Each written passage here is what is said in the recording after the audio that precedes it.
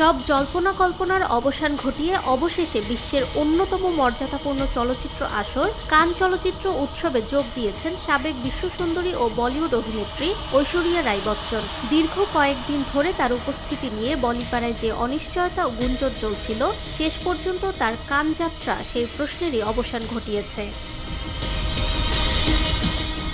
কয়েকদিন ধরে তাকে উৎসবের উদ্বোধনী লাল গালিচায় দেখা না যাওয়ায় ভক্তদের মধ্যে নানা ধরনের আলোচনা শুরু হয়। বিশেষ করে একটি আন্তর্জাতিক প্রসাধনী ব্র্যান্ডের দীর্ঘদিন ব্র্যান্ড অ্যাম্বাসেডর হিসেবে ঐশ্বরিয়ার কান যাত্রা নিয়ে প্রত্যাশা ছিল বেশি।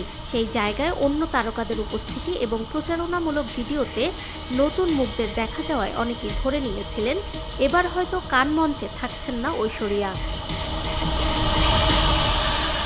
তবে সব গুঞ্জনের পর অবশেষে মেয়ে আরাধ্যাকে সঙ্গে নিয়ে কান উৎসবে উপস্থিত হয়েছেন ঐশ্বরিয়া। এবারে কান উৎসবে হাজির হওয়ার জন্য অভিনেত্রী বেছে নিয়েছিলেন একটি ঝলমলে নীল রঙের গাউন। এ পোশাকটি ডিজাইন করেছেন ভারতীয় ডিজাইনার অমিত আগারওয়াল।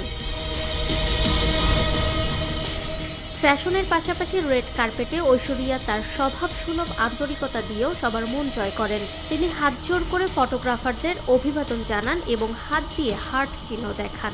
গত ২০ বছরেও বেশি সময় ধরে কানের মঞ্চে একের পর এক চমৎকার ফ্যাশন মুহূর্ত উপহার দিচ্ছেন ঐশ্বরিয়া।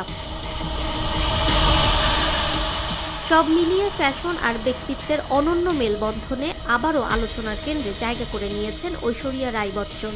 রেড কার্পেটের ঝলমলে উপস্থিতির পাশাপাশি তার আন্তরিক আচরণ ও সৌজন্যবোধই প্রমাণ করে কেন তিনি এখনও আন্তর্জাতিক অঙ্গনে এক অনন্য নাম। আগামী কান চলচ্চিত্র উৎসবগুলোতেও রেড কার্পেটে তার নতুন চমক দেখার অপেক্ষায় থাকবেন তার ভক্ত অনুরাগীরা।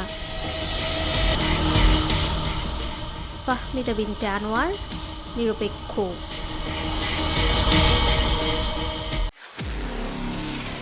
নিরপেক্ষ, সত্য প্রকাশে আপোষহীন।